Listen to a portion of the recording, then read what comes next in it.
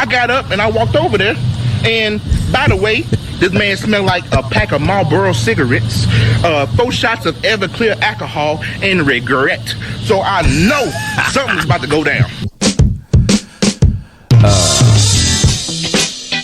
Broadcasting live from whatever planet this man is from. He is outer world.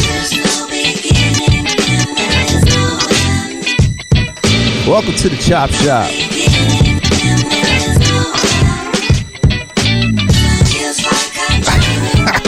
I am Eddie James. Next to me is my trusty, very Italian person, a VIP. That's me. Fastest hands on the East Coast, DJ React. Yes, sir. And boy, oh boy, do we have an amazing producer. I mean, we're going to get into all the people that he worked with. But I'm super excited just to pick his brain because his flips are Chops is crazy. insane. He hails from Seattle, Washington. And something is definitely in the water up there and over there. And the water's coming down on us, so. Yes. Ladies and gentlemen, Vitamin D. Yes, sir. Oh, my God. Tall homie. What's good, fellas? Hey, what's up, man? Hey, React. This is the second person that came with a mic. Second person. 2 nights in a row we're recording. Second person. Yes, man. Thank you so much. Fucking Christ. Thank Christ. You know, I'm an audio engineer by trade, man. So I'm Your boy Static sounded like he was in the fucking toilet a couple of weeks ago when he recorded. Yeah, man. I gotta check that out, man. And see what. Shout out to DJ Static, man. Oof. Listen, there are not too many producers that flip records like you do. I'm just trying to wrap my head around it. Pause. I won't play that game. We're grown, man. Me, especially me and you. You know, for the younger guys. I mean, I don't even know where to begin. I met you in the Session Inn, Battle Avenue. Shout out. Yeah. You flipped Nautilus like 3 different ways the same night. Mm-hmm. And I mean, I'm sorry. As a producer, I wasn't aware of Vitamin D. I'm a secret, man. I'm Mr. No, but this is on paper. You're a fucking cheat code, is what you are. Cheat code. a full cheat code. But I did hear of your music before I knew who you were. Okay. That's what's up. Yeah. You are from Seattle, Washington? Not originally. I'm originally from LA, actually. Oh, okay. There you have it. Is that the reason why you said cuz? Not necessarily. I wouldn't say that. No. So we had a story last night where Focus said, you know, he was calling people cuz until somebody checked him. Was like, his homie was like, yo, you can't say cuz. Nah, you can't, man. I done had people be like, hey, man, don't be cussing me like that, bro. For real, cuz. Like, you know, okay. So like, don't cuz me like that, man. I'm like, bro, it ain't even nothing like that, but I feel you. So that is true, man. Okay. Nah, you can't just say that to anybody out here, man. You know, okay. In the West Coast, bro. That's not flying. Well, you were in Seattle, Washington, and there are a lot of really dope producers up there. Yeah, we isolated, bro. We ain't, man. It's raining half the time. So either like I'm a basketball dude. So either you in the basketball gym or you in the lab, man. You know what I mean? Yeah. Working not on a lot of outside until like, man, maybe July through September, man. That's how we get with the outside stuff. So it says that you started around the late 80s doing beats, or was it even before that? Well, I know you're your DJ because I heard you scratch, and that's another chamber, bro. Man, I started out as a DJ. Yeah, that's safe to say that. Okay. I mean, before I had turntables, I was rap battling on the block and doing all that stuff. And okay. I put some rap records out. I was in a little group back in the 90s. So, ooh, do we have? Huh? There's no way you got it. House. Yeah.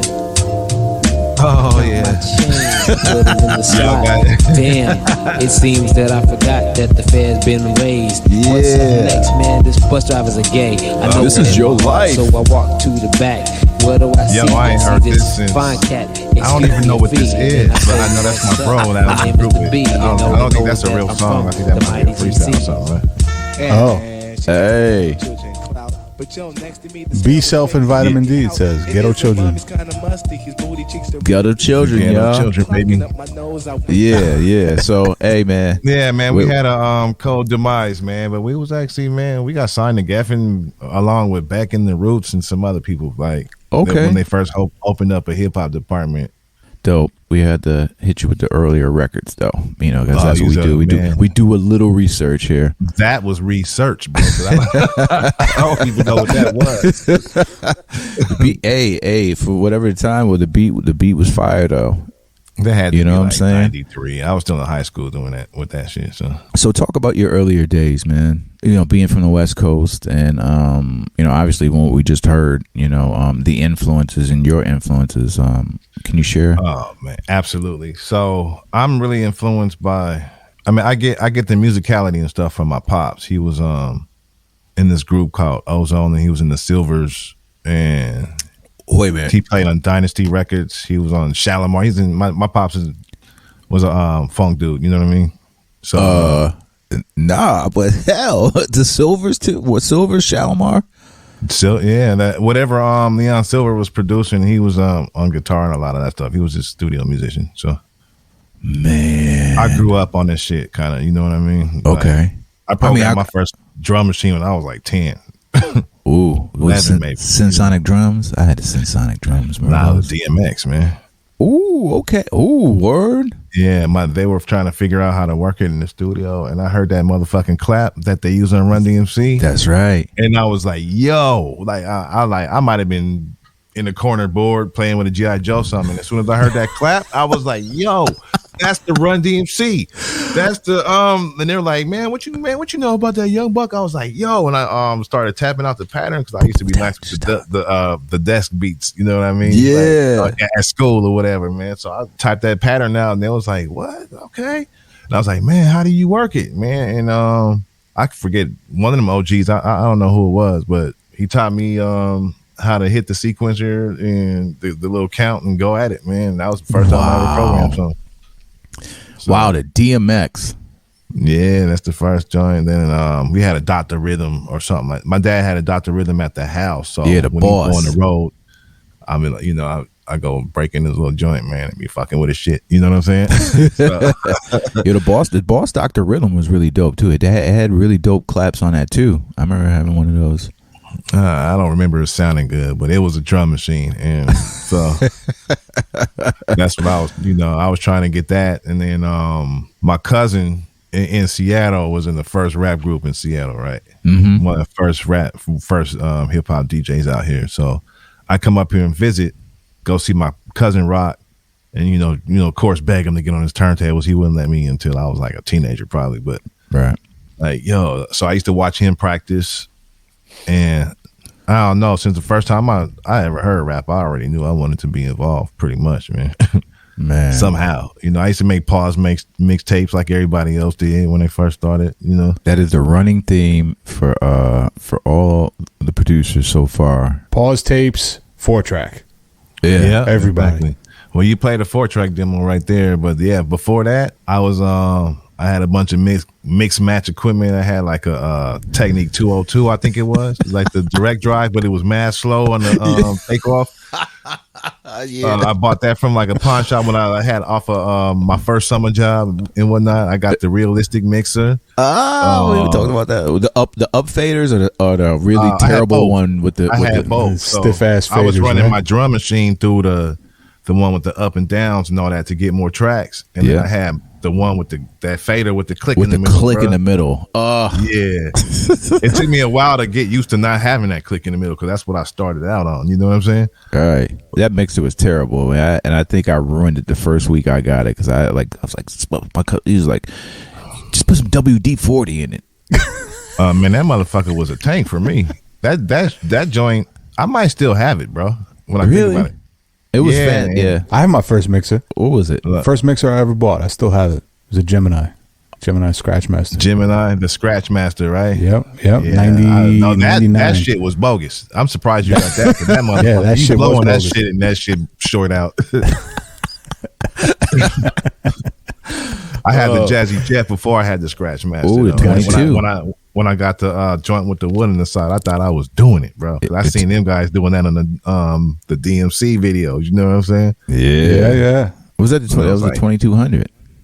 I can't remember the Yeah. model number. I just know when I seen, I think, I mean, it might have been Cash Money that had that. Yeah. Oh, DJ that Cash mixer, Money. right? Whew.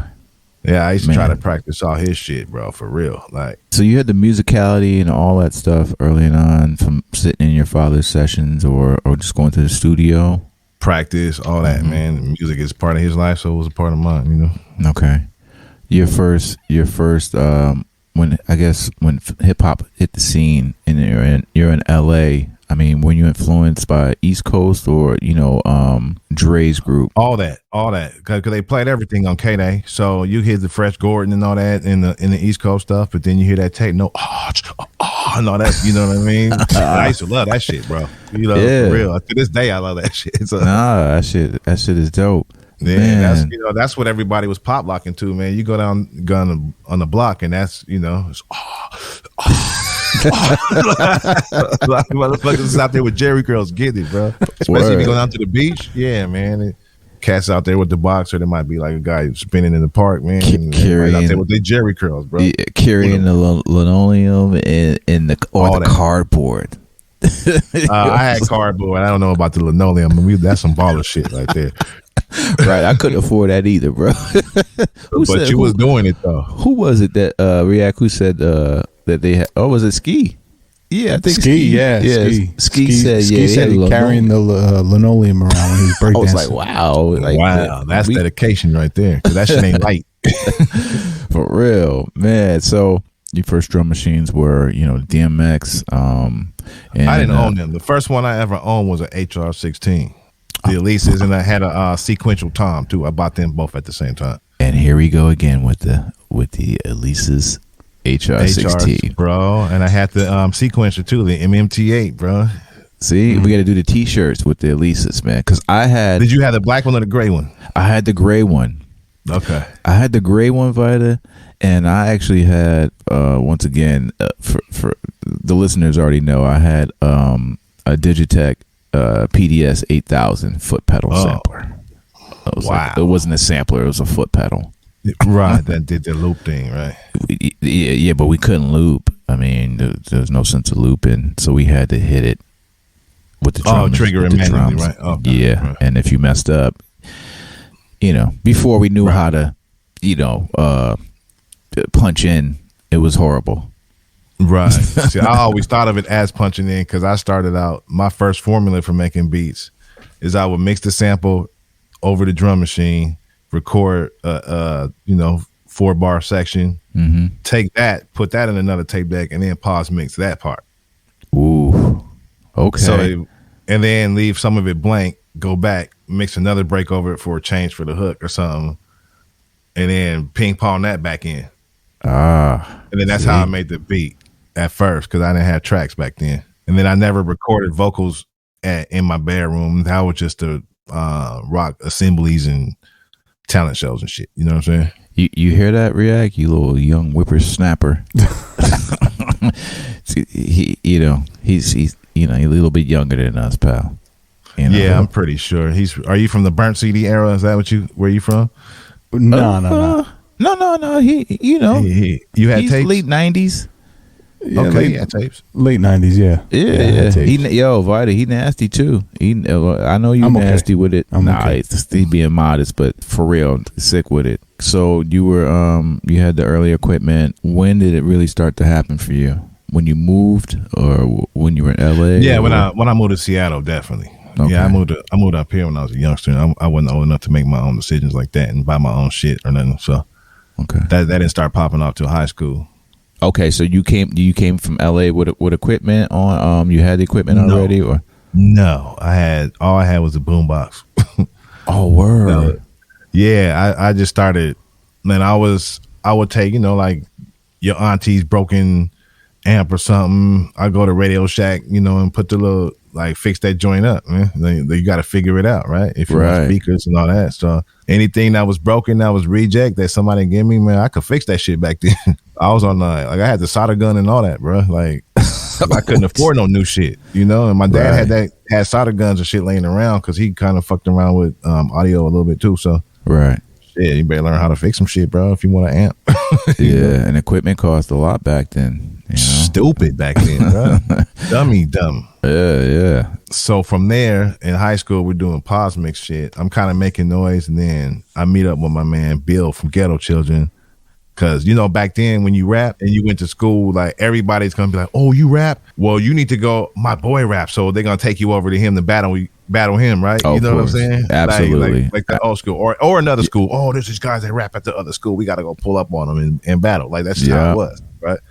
So they pulled me up there to battle Bill, and I thought he was mad nice, man. He sounded like dude from X Clan and shit. That's how I thought his style was. To where I was like, yo, man, this dude could really rap. Like, to where I know we didn't like each other's personalities when we first met, but I knew that motherfucker. I was like, that motherfucker nice. He a weirdo, but he nice, right? So from then, we got all these mutual friends and everybody's rapping. And then from there, man, it was like, I find out he makes beats. And this dude had a fucking SP1200, right? Damn. I mean, that's early, right? Yeah, man. It was some street shit. It was some street shit. So we ended up with the SP1200 for like a couple months, and that's where I really learned how to program workstation style, like where it's all in the same box, But soon after, the word got out in the streets that we had the shit, and some goons came and seen us about it, and I wasn't gonna shoot it out over no drum machine, bro. So word? Yeah, pulled up on you. Oh no, the dude who it belonged to that stole it originally and then got it stolen from, that dude had bodies. Everybody knew not to fuck with dude. So. Oh, okay. Once it was like, yeah, dude's coming to get his drum machine. He's like, yeah, he can have it. I'm good. Right. Man, I'm curious to know what year was that? Because I mean, you went straight from like having drum machines to your first real true sampler was the SP 1200. Yeah, that was 1990, bro. When that happened. Wow. Okay, man. Maybe 90. That was 90 because my boy I was still a freshman, I think. So it had to be super wonderful to at least have the 9 seconds. Man, that shit was ill, bro. But I mean, that was the first sampler. I didn't even know the limitations of samplers, so I didn't understand if that was a lot or not until I got my real first piece of equipment that I actually owned that a dude gave to me because I used to go to his house and hound him, and he had a fresh pair of 12s. All his 12 inches was crispy as fuck. You know what I mean? Yeah, for sure. He was like, man, this dude, everything was in plastic, man, and organized and shit, man. So I used to want to try to learn how to cut on his shit. That's the first access I had to 12s. Right. And I was over this dude's house so much, he had a 4-track and a Roland S10, bro. And what kind of 4-track?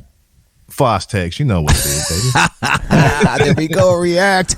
The Fostex, man. That's what, Yeah. You couldn't graduate to the big joint until you had to learn how to use that Fostex, bro. Yeah, the running joke is either a Fostex or a Tascam. Or the Tascam was a little bit more. Tascam later.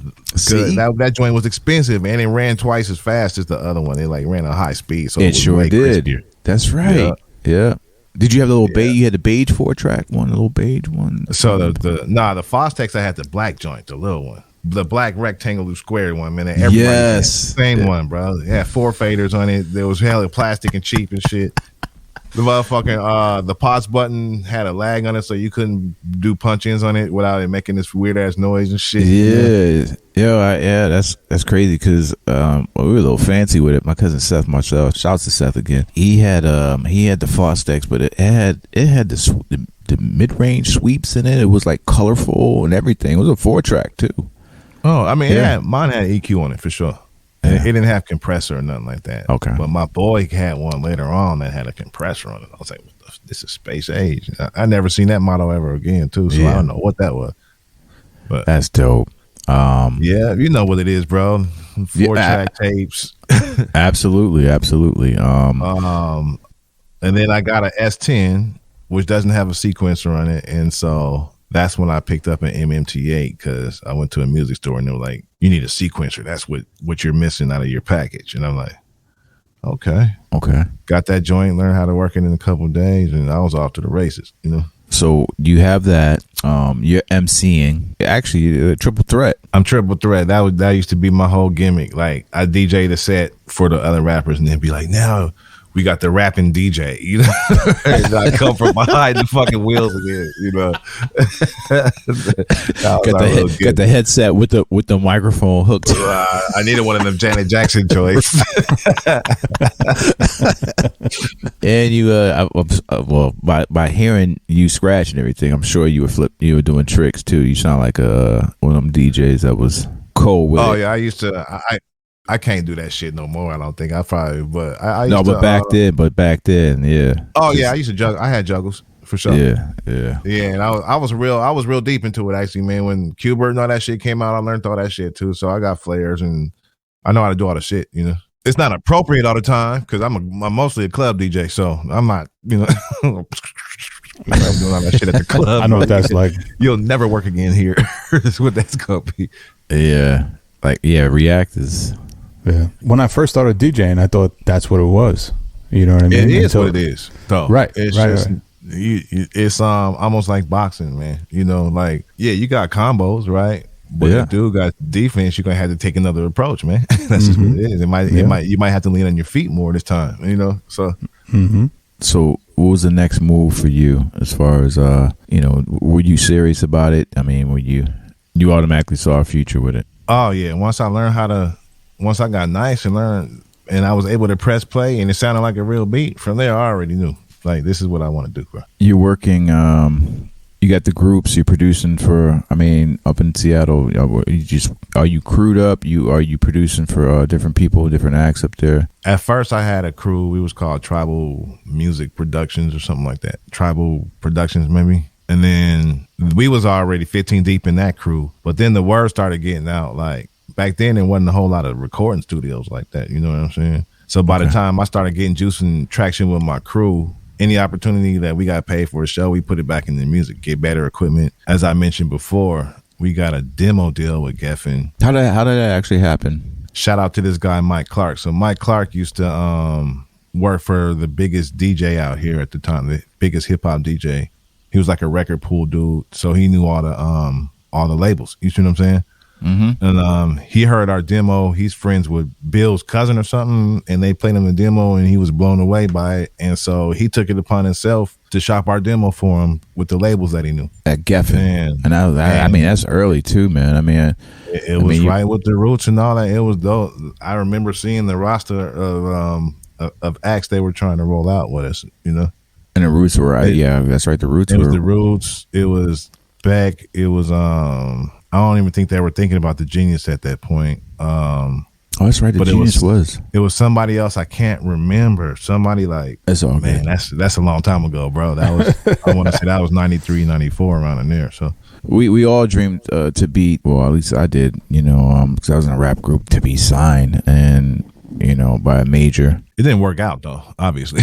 Like, man, my partner didn't like that. So this is the thing too. This is why this particular deal didn't work out. We already made our songs to my beats, right? Yeah. And Geffen wanted us to be produced by the Dust Brothers, which we got a lot of demos with the Dust Brothers and shit. Shout out to those guys because them guys are fucking dope, right? They taught me a lot and shit. And arguably really have one of the dopest hip hop records of all time to me. You know what I'm saying? Yeah.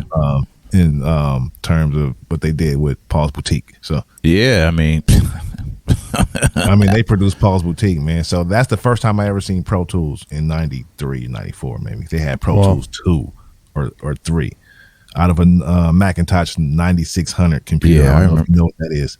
That big ass, tall ass. No, I remember that.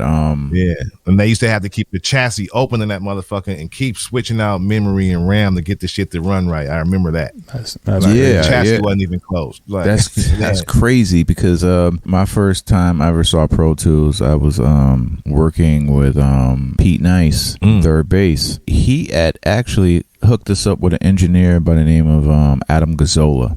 And Adam Gazzola was doing third bass records, KMD. I knew Doom before he was even Doom. curious. So Adam had the rig that you were just saying, right? That's the first time I saw Pro Tools, which was crazy. I was like, wow, this is Yeah, had crazy. An 88 and interface. yeah. And I'll even go further to say that engineering wise, because you're an engineer as well. Adam Gazzola's intern at the time, I mean, this was at his crib, but it had a really dope studio, was a young Rich Keller who did all the DMX records. Oh, wow. Like, Rich was just there. You know what I'm saying? It was like the craziest That's how it shit. works, though. Yeah. That's how it works. Yeah. A lot of the engineers that were my interns, there's some bad motherfuckers now, Grammy winners and everything. Like, for real. So that's how it goes, man. Once if you hang around it enough, you're gonna get the knowledge. And then if your lead engineer is gracious enough to let you keep practicing, right, you're gonna come about. That's just you should anyway. You used to work with Jake One. I don't used to. I just came from Jake's house, just right before here. Yeah. Word. Okay. Yeah. That's my bro right there, man. Man, we play ball too. Jake a ball, man. I don't know if y'all know that. Really? I did not know that. Jake's wet. Nah, don't leave him open anywhere out there. Tuxedo ass, man. Hey, that motherfucker's wet, bro. Nah, he cool. We used to white man jump cats, man. And I set a pig 30 feet out, and they're like, "What is he setting the pig out 30?" And that dude just stop. And after 3 or 4 of those, then they start double teaming them and stuff. And then I start cutting to the rim and dunking on guys. But that used to be our whole formula, bro. Like, used to kill guys, man. Shouts to Jake One. He would. Obviously, it's believable because he has one of the hardest beats ever in the world, ever created, right? Ever created. Every time I hear it, I want to punch somebody in the face. Mm-hmm. We're all talking about rock cocaine. We know what beat you're talking about. Absolutely, man. We don't even got to say the name for the people who are listening to the show that don't know. Yeah, tell me how you inspired each other, obviously, or about the same age, or when's the first time you met Jake? I met him maybe junior year, and once again, you know how it is. Right. One of my boys was like, "Man, I know this white boy that's he's starting to make beats. I think he's gonna be nice. I think he's nice. Can I bring him over to your crib? Bring him over." Brought him over. Jake is funny as fuck, bro. This dude used to drive a fucking Cutlass with rims and this big ass booming system, bro, like crazy. Like, people don't know Jake from the hood like that. Like, right. So this dude, man, but you was a target with that car back then. I don't know why he was driving that shit, but he was driving a gangster ass car. So he pulls up with that car and shit, man, and he puts his demo tape in. And it's the standard Bobby Humphrey loops, Oh yeah. joints, just what you would get out your moms and pops crates and shit like that. Yeah. And I remember Lou he Donaldson was amazed. joints, right? I don't even think it was that deep. It was straight to Crusaders, Grover, okay. But he had idea. I liked how he had the right ideas. He was on an Emacs back then, so he didn't have a sequencer, so you could tell it was janky. But I was like, bro, you got good ideas. You should. So yeah, shit. I taught him how to use a sequencer. To this day, every time I come up with a new technique, I show that guy everything I know. He shows me everything he knows. That's just how we've always been. That's really dope. Since then, like, man, that's a really dope story too, man. And he's still using the ASR. Yes, from what I know, right? Yeah, I use one every once in a while too. It's just it's packed up in my garage, so I have to make effort to do it. But when it's out, yeah, I want to sell it. I'll take it. No way. No. You sure? The ASR that Jake has is mine, actually. Say it again. I said the ASR that Jake made all them dope records. He made rock cocaine flow on my ASR 10. Oh man! After he did that, I gave that. I was like, you can have that ASR. He did that in that fucking this 50 Cent song that goes some crazy shit like that. You know what I'm talking about? God damn, man. After he made that shit and that rock cocaine and all that shit, man, please keep that ASR 10, bro. You done fucking programmed the wheels off that bitch. So that's all you. So yeah, he still writes that shit, man. So steel sharpens steel. You know what I'm saying? Iron sharpens iron. Yeah. Because when I hear your music, man, I hear so much, just so many layers, and it's sometimes when I listen to it, it's like unbelievable what you do to records, man. And I've been flipping records a long time, Vita. But like I said, there's flips, and then there's Vitamin D. Man, fun fact about Jake One. Jake One's the one that showed me probably my main trick that I do on the flips too. He's the one that showed me how to even do that shit. The technique. Ooh. Not the idea. You know what I mean? Yeah, my yeah. ideas is always my ideas, but the technique. Are you giving us? You giving us a jewel, right? You giving the people a jewel right now? Sure, man. I can tell you what the fuck I'm even doing. Fuck it. Oh my god. So I'm running. There's many stem making programs at this point. So Yeah. I'm running shit through. I got the Ozone RX9 and shit. That's what I'm running everything through to make my stems. I started out on RX7. That's what I made the first 3 flips on the RX7 converter, and that's about the same as stems. It's not that clean, but the RX9 is clean as fuck. Yeah, it's super clean. Yeah, so I do that, and then I'm running I shouldn't even be saying this shit, but fuck it. Nah, go ahead, bro. I mean, no, you don't have to. I run the, you don't have to. I run the particularly the keyboard parts through Melodyne, and from there you can do you can change chords in there. That's how I'm getting the samples hit different chords sometimes. So there you go. Go ahead and try it, people, because it ain't your shit's not. That's why I said I think I'm far enough ahead with the technique to where I can share it now. I agree. But there's other people that Good do that, but they Lord. do it for a different reason, and I'm not going to snitch on why they do it. But this technique has been around for a while. It's just people don't ever. I'm the first one to just come out and be like, let me expose the record or the sound I'm using. Can I play one of my favorite ones? I'm gonna play one of my favorite let's get ones. into some music.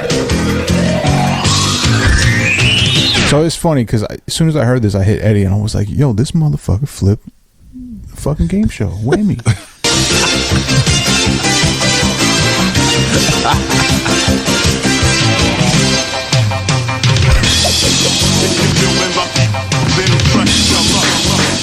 Stop at 250. You're up to 450.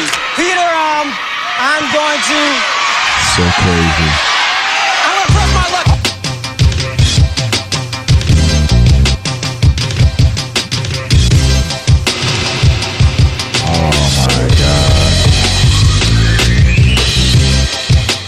That's my best Bink imitation. This beat right here. Man.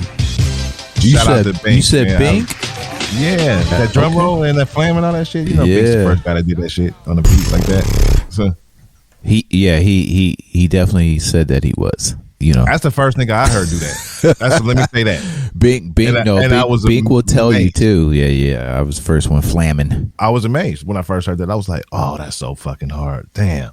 Yeah. It's dude shit though. I can't do it all the time, but damn, like I dabble with drums too, so I just thought that was sick to have that on a hip hop beat and have it really do that like that. Like, damn, it's churchy, but it's dope. Like, you know what I mean? Yeah.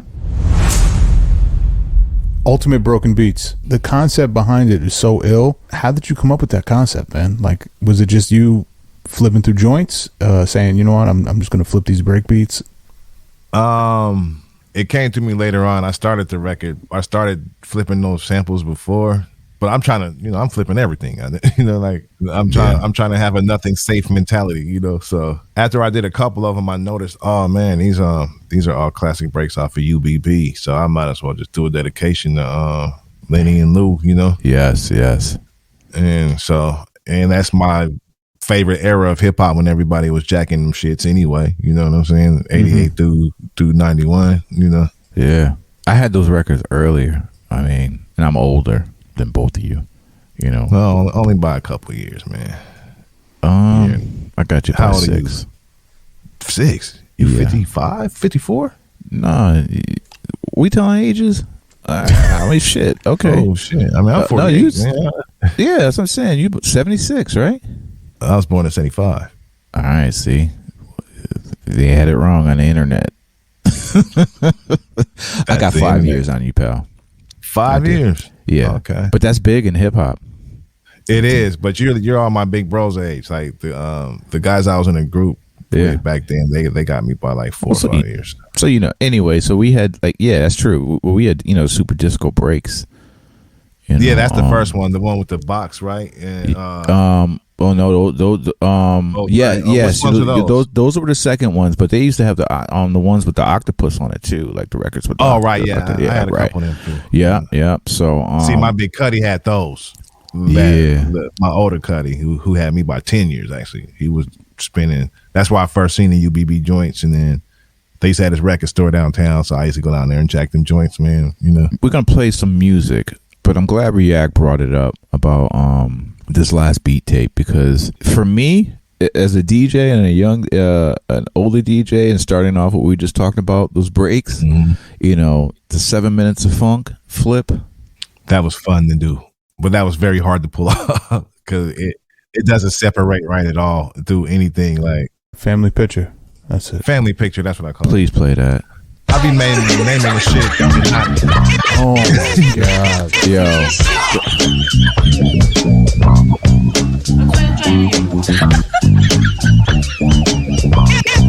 I mean, when I heard this, I did a backflip and just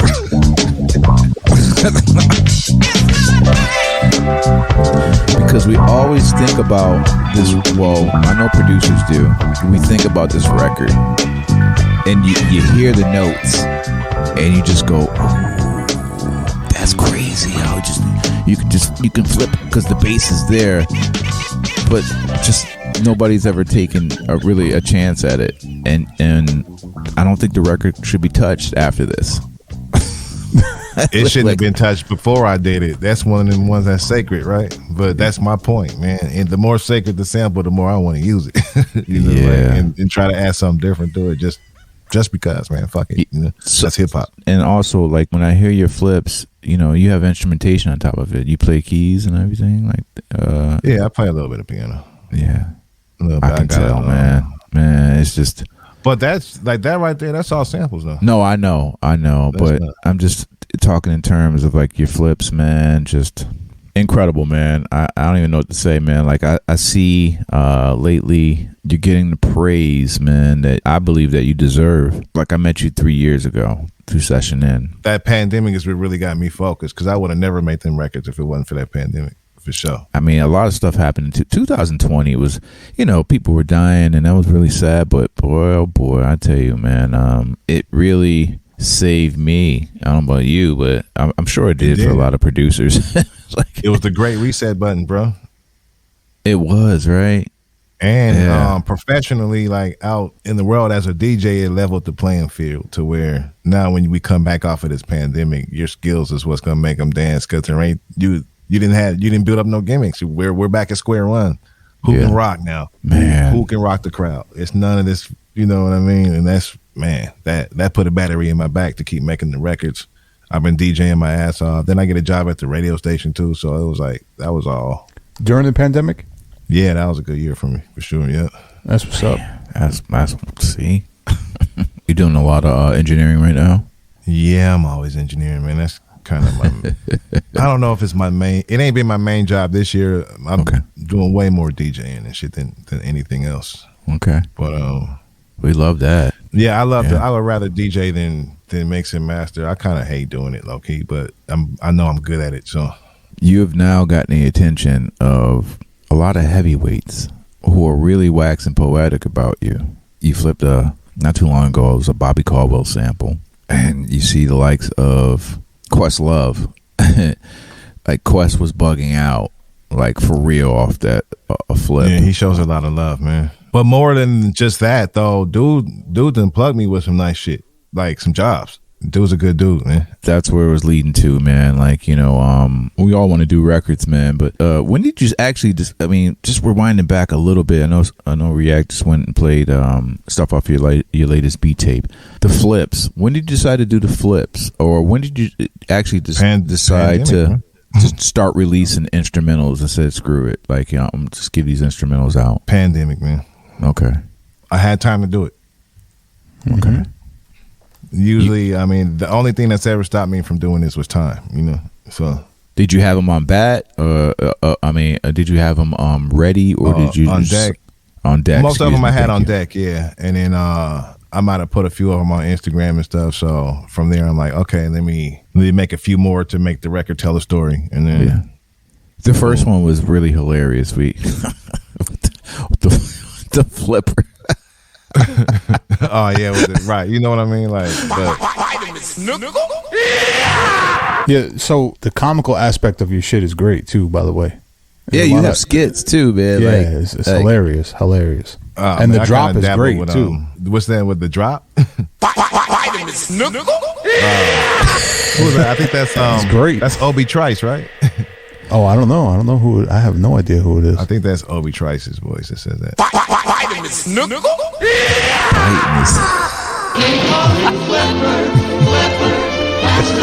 Oh my god, this shit is so crazy, bro. Like, I used to watch Flipper when I was younger. Like, Come on, we all did.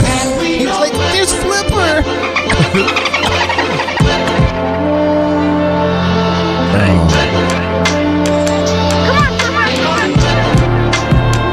I mean, like, you really Superior had some shit. time on your hands with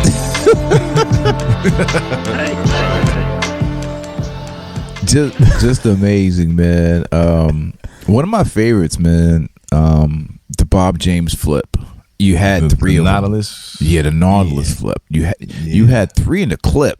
You played one of them, and then in the session, and then you played like two other ones. But you gave us one on flips. Did I only give you one? Yeah, there's only one.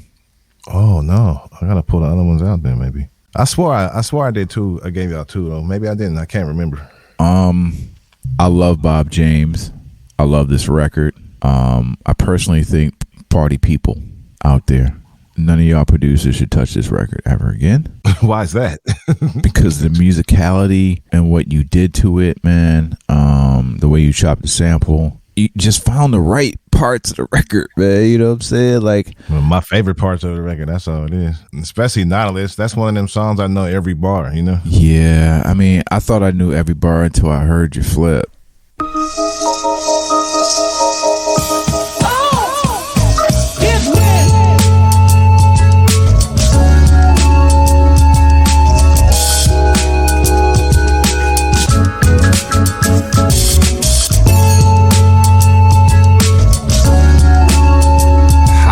The song doesn't even hit that chord, though. How? Melodyne, How, bro? He gave you the sauce, man. Melodyne. How? That's the that's that Tony Baker. How? Yeah.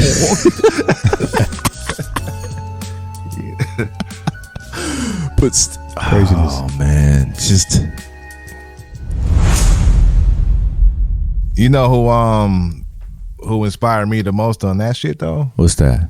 De La Soul as producers. You can't say it's all Prince Paul. You can't say it's all Dub. You can't say it's all, because they literally all make beats and they all. But when you put those guys together Ooh, in one room, in those first three records they made, there's nothing like, as far as putting records together, there's nothing like that. And they were doing that shit. They did have Time Stretch, but they had the it was and they did Time super Stretch janky shit. ass time stretch. But they had the old school, right? The Eventide and all that shit. Right. So right.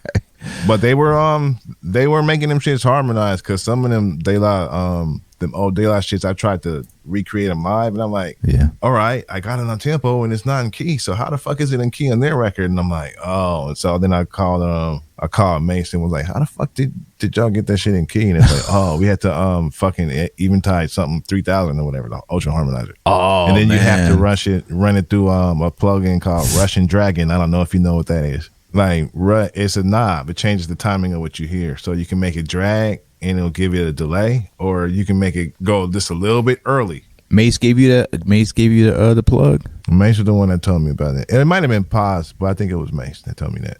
Because I gotta ask him, like, Membership has Right. its privileges, man. Ooh. he Man. also told me the story of me and myself. And have you ever? So you know that session's been floating around the internet, right? Have you ever listened to everything that's really in that beat, man? You know, first of all, Knee Deep, the original record is one of my favorite records ever. But top five, even down to the album cover, Right. which was For real. fire. But no, man. I guess. I mean, I know there's some things going on, but Man, there's about 10 records in that motherfucker, man. Easy. And I got the track out, man. I opened the track out and I was like, that's not really under there. Oh. Shit. Now listen to the master copy. Now that shit is in there. What? They got up and some other, they got a hell of different breaks in that shit that are really subtle. There's a loose end sample in there. There's all kind of shit back there. I think Prince did that by himself. No, Who, Prince Paul? Yeah, No. they were all cooking up. No, he did not do that by himself. Maceo had something to do with it, and Dove. Pasta's the one that actually sampled it. Ooh. And Prince Paul added those beatboxes because that was the shit he used to add. Yeah, he used to add that shit to everything. I don't know who came up with the rapper snapper dapper break to put that under there though. I don't know who thought of that, but that's ill too. Yeah, man. Like that shit goes together perfectly the way it blends. You know what I'm saying? Like to where I thought it was one record at first when I first heard that song. Right. I didn't understand that it was 3 different records that made the drums. You know, Not enough credit given out to that whole team. You know, Man, especially Prince Paul. Yeah. I mean, man, the Balloon Mind State, just even the Break It Dawn, the album version with all that extra shit on it, bro. What is that? Even Break It Dawn is crazy, bro. Like, yeah. One of the illest albums. or even Say No Go, bro. How did they know that? Even though that's not something you really listen to nowadays, it didn't age all the way well. But right, how'd they know to fly in the fucking Hall and Notes harmonize like that, and then they bring like how they section that out, and then they bring their little emotional stab and all that. Come on, bro, that's crazy. How all that shit harmonizes like. It's in key. It is in key, man. It's almost like they were the first people to do like the Public Enemy formula, but they're in key. Yeah, that's insane. In 88, that's very accurate. In 88, though. Yeah, which was, I mean, mind blowing. When I hear year flips, that's one thing I pay attention to. And like, there's the chops, then there's instrumentation, and then there's other records. What you were just talking about, like, almost like how Daylight used to do it, but everything's in key. It is how Daylight used to do it. Yeah, I 100% got that from them. That's dope. Like, okay, man, that's the way it inspired me to even think of it like that. It's like, man, hold on, bro. How many records do these niggas got going and then shit's in key like this? Like, this is fucking crazy. Like, React, I'm gonna need for you to run one of my favorite break records that me and Vitamin were talking about earlier. Cool is Back, and we are in the same age bracket. It's a break that I sought out because I saw Howie T at a show in Syracuse, New York, and he was scratching it was the Baby Let's Go record, and he was scratching the brand. I was like, what is that? I want to get down to this record. This record blew my mind, B. React, go to the middle of the record where it breaks. There we go. But go back a little bit. There we go. Here's the part.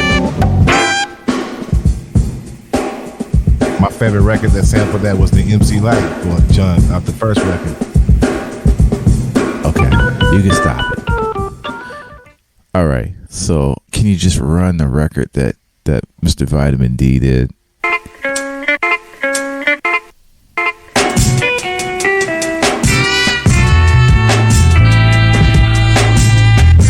How?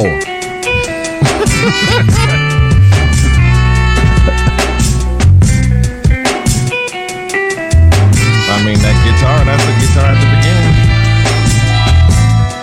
You threw the delegations under it, I mean, but like I'm actually really speechless, bro. Every time I listen to it, man, it's been on repeat. That one was fun. Yeah, I mean, just groovy, man. That's one of the ones I actually heard it that way before I made it too. Sometimes you can hear it before you make it, and sometimes you don't know what it's gonna be, and you just gotta fuck with it, right? It has been wonderful nerding out with you because I believe that this episode is definitely for the producer nerds out there, man, because they want to get into the mind of Vitamin D. I wanted to react when I first played him. I lost my fucking mind, bro. He literally lost his mind. I lost my shit. I said, I never gave you a Vitamin D beat tape. This was the first joint I ever played. Morning, officers. What y'all, the second team? I lost my fucking mind. We're the first team. Yeah, we're not gonna fall for a banana in the tailpipe. You're not gonna fall for the banana in the tailpipe? It should be more natural, brother. It should flow out like this. Look, man, I ain't falling for no banana in my tailpipe. No. No homo, man. Come on. Wait for it.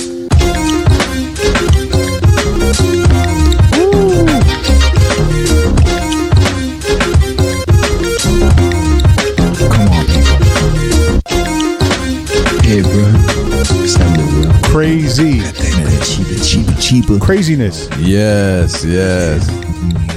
I love that about you, Vita. Like you incorporate the things that I grew up on.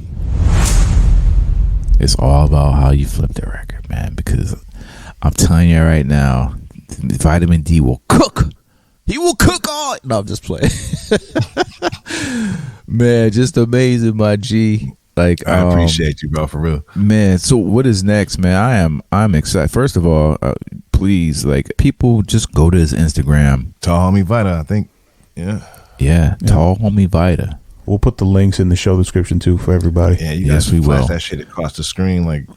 Well, like NCAA telethon type. NAACP. Trust me, this one right here is for the culture, man. Like, I was happy. Let me ask you a question, real quick before we close this out too. There are also a couple more beatsmiths from your area. Is Deli from your area as well? Deli from across the lake, but yeah, I think he's from Bellevue. Okay, I think, but I mean that's Seattle. Is that far?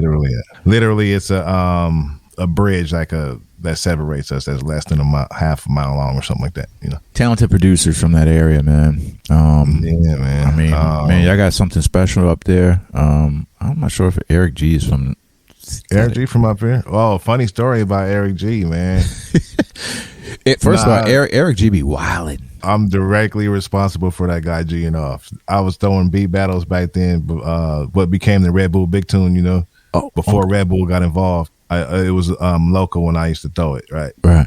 So one day I'm smashing this girl and her boyfriend comes home in the middle. It's like, my boyfriend's here. Oh shit, you gotta jump out the window, cuz. And I'm like, for real? So I jumped out the window.